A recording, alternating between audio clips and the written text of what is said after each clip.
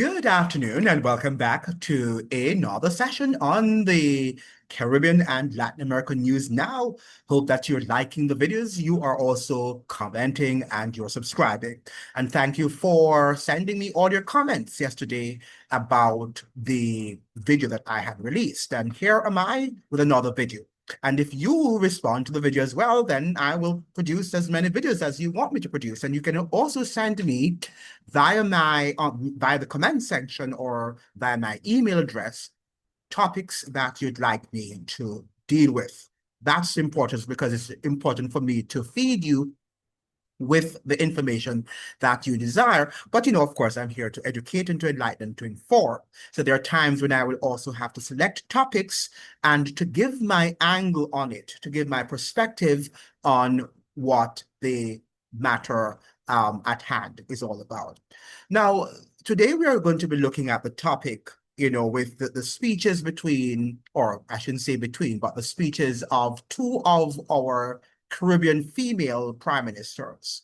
We have Kamla Persad-Bissessar of Trinidad and Tobago, and we have Mia Mottley, known as Auntie Mia or Auntie Mottley, of Barbados. And they pronounced their speech at the recently held United Nations conference. Now, my topic has been affirmed. Kamla versus Mottley at the UN, gangs or climate. Now, we talked about Kamla Persad-Bissessar, war on the gangs, and Mia Mottley's war on climate. If you notice that our prime ministers and presidents are using a lot of war, they tend to be using in their vocabulary, as if there's no other word in the vocabulary to use, in the English lexicon to use, but war on poverty, war on climate, war on pandemic, right? And the list goes on. That is what they're telling us, that they're waging a war. Now, can they wage a war, for example, on the climate? Can they really wage a war on a pandemic? Factors and things that are way beyond us, that we don't even know half of what needs to be learned about. Now, we are talking about waging a war on the gangs, waging a war on drug cartels, waging a war on people, if you will. But the fact of the matter is that we need to stop using war because we need to sit down and see how we can have a dialogue. And if we can have a dialogue, an open and transparent dialogue about all the problems that bedevil us, that is what the solution, that is where the solution lies. If we do not sit down and say that we're going to call a spade and speak honestly and allow the brutal facts to be laid out on the table, then we're not going to solve our problems.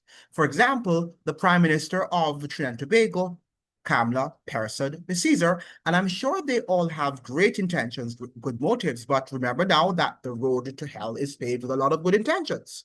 Not because you have good intentions mean that you are going to come out on top or that you are going to be successful, right? Because a good intent can end up on an evil path with evil consequences.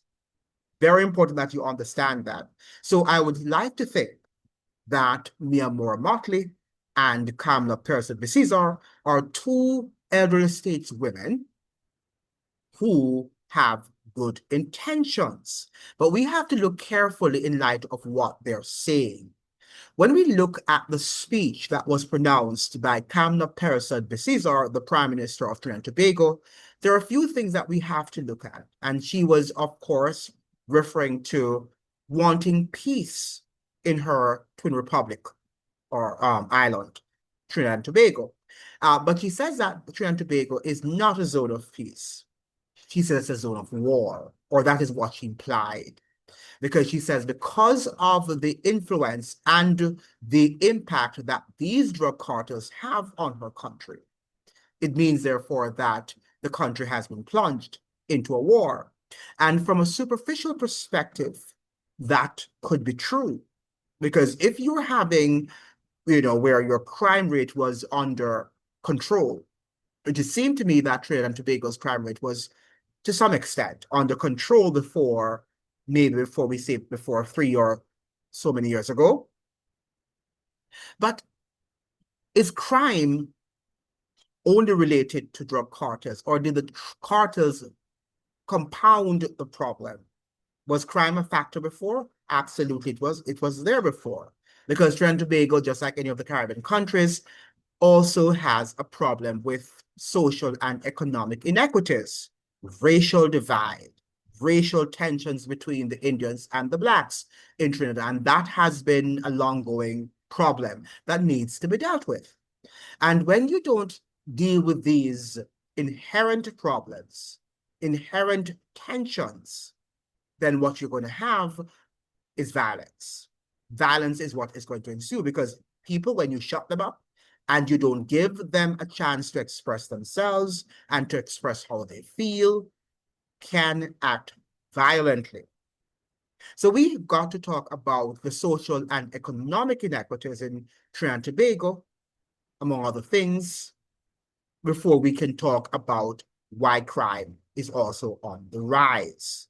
Let's talk about also the post-pandemic Trinidad and Tobago, and the fact that it lost a lot of its productivity under the lockdowns, which could have also compounded on the level of suffering that people are going through.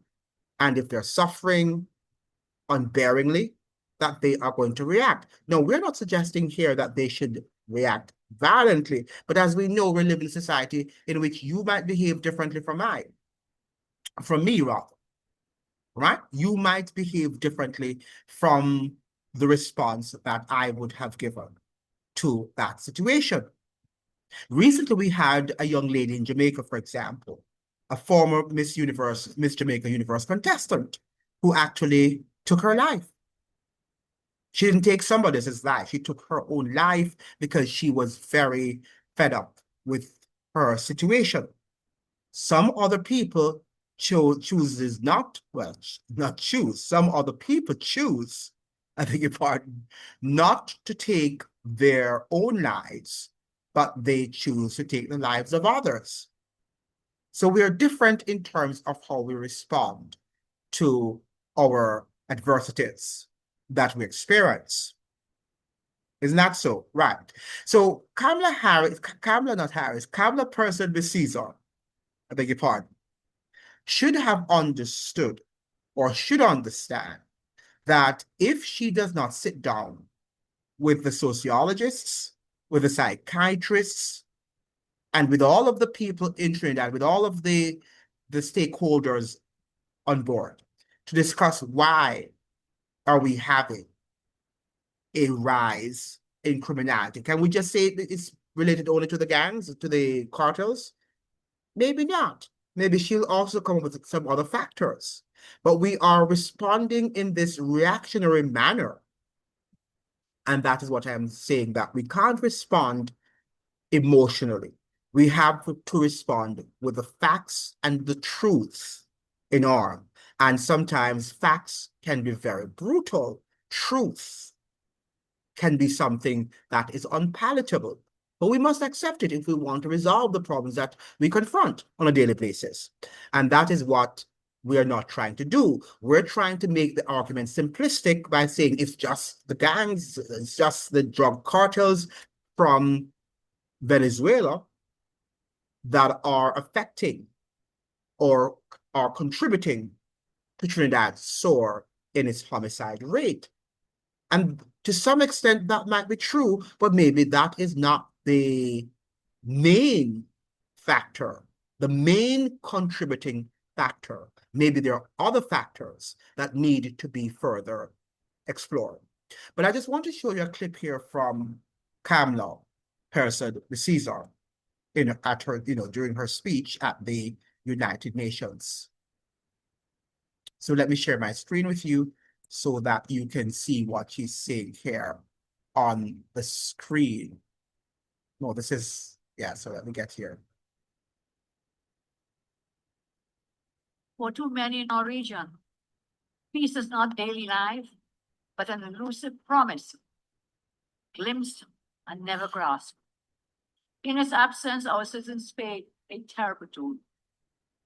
In 2024, for example, Trinidad and Tobago, a tiny nation in the Caribbean of 1.4 million persons, we recorded 622 murders in 1 year last year, 41%,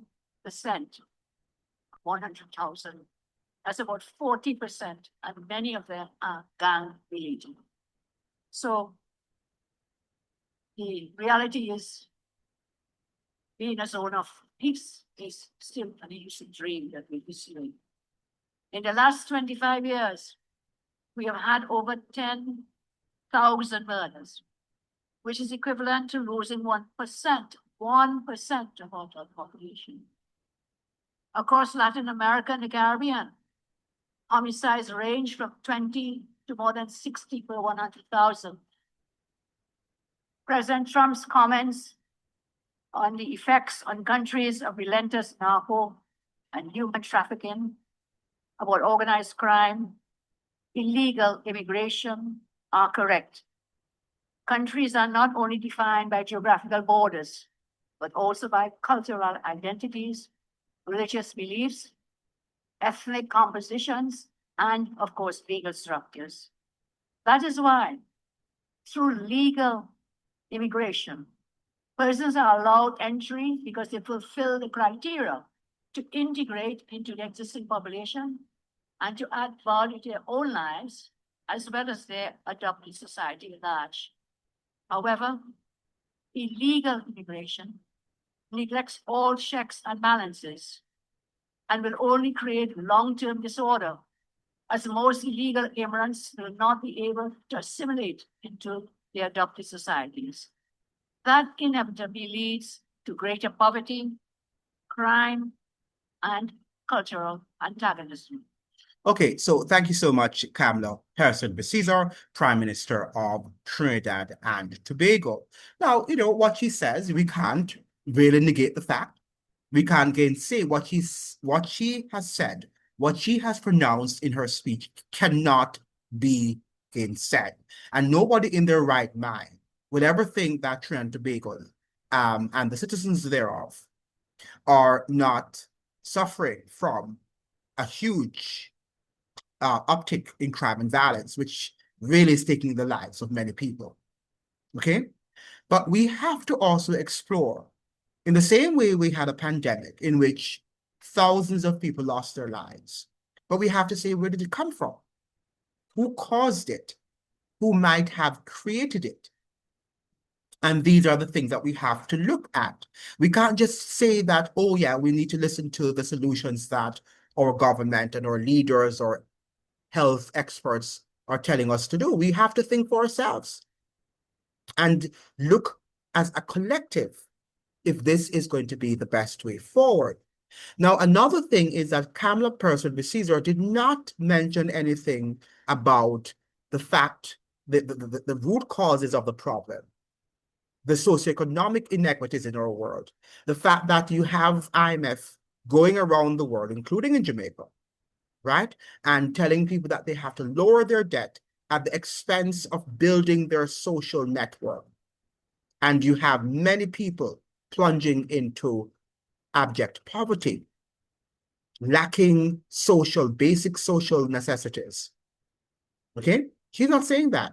She's not talking about the fact that in Venezuela, for example, the United States has frozen its prime assets and billions of dollars of its wealth. So it can't help its people. It can't build its infrastructure. It can't create the necessary jobs that it could have created if the US had allowed Venezuela to use its money. Why should the United States have that right to freeze somebody's, and the West and any of the other countries in the West, to freeze someone's asset? The same thing the United States did in terms of whether or not we want to say if the election held in Venezuela was fair or unfair. I don't know. I can't say. I wasn't there. So I can't tell you if the election was fair. I know that, including in the United States of America, which is the exemplar of democracy in the world, every year, every elections, I wouldn't say every year, every election cycle, every election year, people say that the election has been stolen. When Joe Biden won in 2020, Trump said that the election was stolen. When Trump won in 2024, many people on Kamla's side were suggesting that the election was also stolen. So people have lost hope in the election process in Jamaica. The election that was recently held there, many people think that Dr. Andrew Michael Holness did not win, that he also and his party stole the election.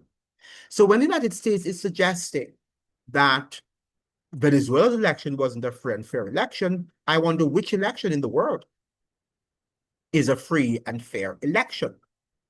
Now, the fact is, whatever corruption, if it cannot be proven, we have to let it go, right? The PNP in Jamaica are accusing the JLP of stealing the election and of irregularities during the election. Okay? But they can't prove it. So the fact that they can't prove it, as far as we know, the legitimate government of Jamaica is the JLP, is that of the JLP. Right? The same thing with Venezuela. The fact that the United States has not presented any verifiable evidence that Maduro did not win the last election, they should have no rights to interfere and say that he's not the legitimate president of Venezuela. Whether his tenure there,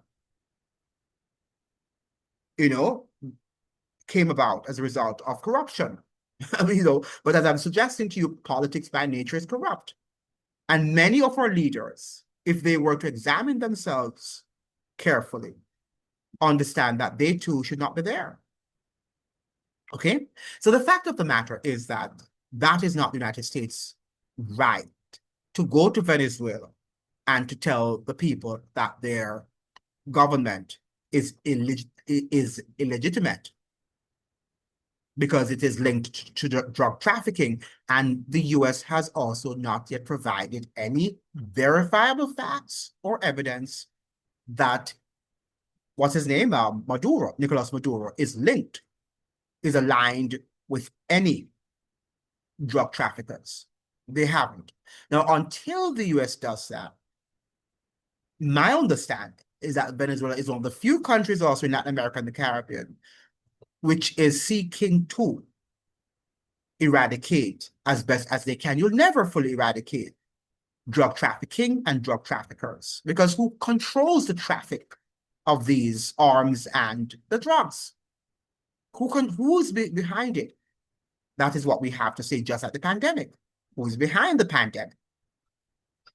That sickened many people, right? We have to ask ourselves, these are hard questions. We can't just begin to say and to robotically repeat what our government officials tell us, because oftentimes they also lie, which now I'm going to segue, allows me to segue into Mia Mottley's speech. She was there talking about the lack of trust in government. People no longer trust government, and whatever they say, people take it with a pinch of salt. And it's not because people don't want to believe their government, it's because the government has not made themselves believable. They have spoken too many lies. And there is a sharp difference between what they say and what they do. Okay? But she's not going to say that. Mia Mottley is not going to say that. She's going to say it's because of people. We should just believe because it's government and we should believe.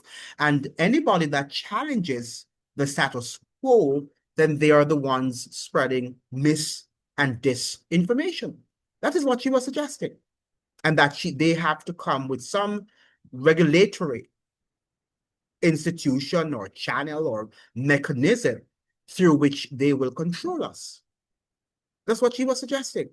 AI and all of that. And I'm not saying that there are not things out there that we can deem to be misinformation and disinformation and false and lies and propaganda. But the fact of the matter, that's a democratic society. All of these things will have to contend for the mastery. And people are the ones who need to inform themselves. And if they misinform themselves, then they have to suffer the consequences. Just like taking a bad decision, making a bad decision, rather. If you make a bad decision, your parents can't always be there to parent you and to police everything that you do. One day, as an adult, even as a young child, as a young adolescent, you will have to make decisions. And those decisions some of them might harm you. But it's life, and you just have to, some of them sometimes even unalive you. But it's also life. It comes with life.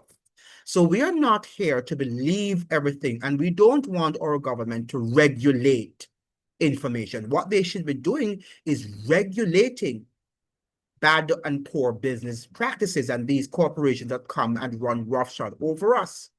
All of these foreign investors that they are coming to our country, they're the ones that they should regulate. They should also regulate this free market where they just have all these billionaires getting tax-free and they're, getting all these benefits and transferring the wealth from the poorest to the richest. These are the things that they should regulate, but they're not saying that. And as a result of that, you're having the effects and the consequences of drug trafficking and human trafficking and all of the maladies, the social maladies of our society, which government has helped to create. And because they are behind some of these maladies and these evil behaviors, we can't tell them, we can't give them carte blanche right to come up with solutions. Because trust me, because they're behind a lot of the problems, they're not coming up with solutions that will improve on our lot. They're not going to do that. But let us listen briefly to Mia Amor Martland to see what she's saying, since we did that with Persad-Bissessar. Bissessar. Is it she Bissessar or Bissessar? Not sure. Okay, so let's get to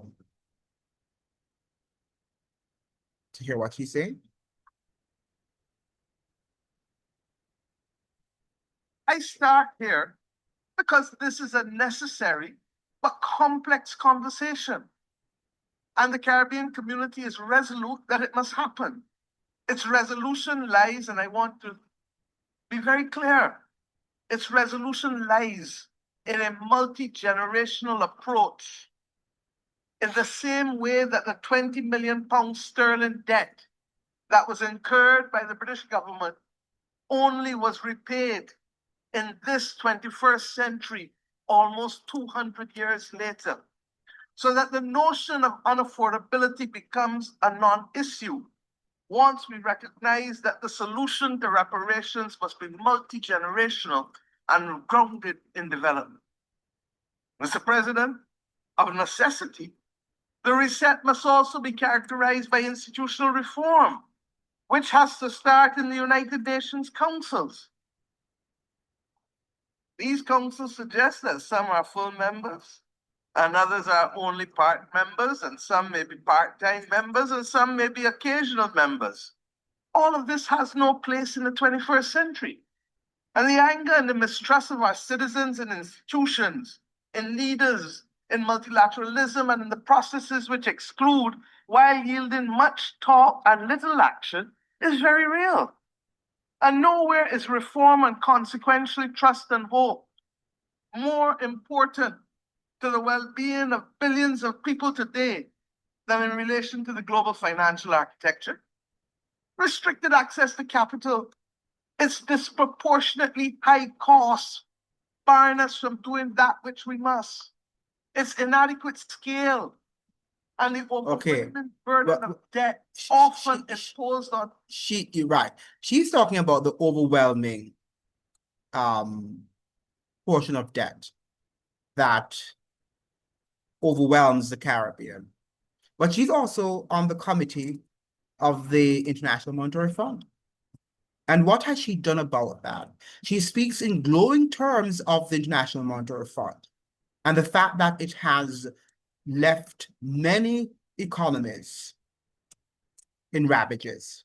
It has ravaged the economies of many nations in the global south. And Mia Mottley is silent on that, even though she sits on committees there. Right? She is still an advocate of IMF austerity. Yet still she's telling us about reparations and she's telling about debt swap and whatever she's talking about. You really wonder who is really Mia Mottley and what does she really believe in? She tends to flip-flop a lot. And a lot of what she's saying has some validity, but at the same time, what she does is another question, or is to the contrary. And that is what I can't understand about Mia Amor Mottley. Many people love her because she sounds very eloquent. She is sounding the right note. But what people don't understand is that she also has a very nefarious agenda. And the United Nations is not an institution that we should trust. We have heard that they're there to stop wars and to negotiate and to ensure that we have peace. And every year since the birth of that institution, we've been having war. We have been having war. It means, therefore, that when they tell you that we are having peace, their understanding of peace is war. And these were the exact words of George Orwell in his book 1984. War is peace, freedom is slavery, ignorance is strength. I repeat, this was in the novel George Orwell by George Orwell in the novel 1984. War is peace, freedom is slavery. And I think we are enslaved. Ignorance is strength. Some of the comments I'm getting on my videos, I can see that people are ignorant if they think that the United States is going to be freeing Trinidad and Guyana from Maduro's authoritarianism. I have news for you. I have news for you. But I end the video here, I don't want to be long, by leaving the Bible quote with you, because sometimes we don't understand what peace really is. Our world doesn't understand. The Bible contains many verses about peace, and one of them it says, peace, that's John 14, verse 27, peace I leave with you, my peace I give to you, not that the world offers you, but that which I give to you. Right? Peace I leave with you, my peace I give you. I do not give to you as the world gives. Do not let your hearts be troubled and do not be afraid. The world does not give you real peace. The world gives you war, anxiety, suffering, right? And these are the things that the world will give you. So if you, once you understand that and that you are literally engulfed in a spiritual war, then you will see that the government and what they're pronouncing and what they're saying that they're doing, because war is a racket, is not helping to bring about peace, but helping to bring about more war. And their understanding of peace, eventually, you will be controlled. When you are tired of the wars that you are engulfed in, then you will eventually subjugate yourself to them and say, I submit, and they will control you. That is the agenda, and that is what you must understand. That is what I'm here to unpack. That is what I am revealing, and I hope that you will rethink your position. Thank you so much for joining. I hope that you'd like, share, and subscribe. Like the videos, so the videos can be shared with as many people on the platform. See you in another one. Ciao.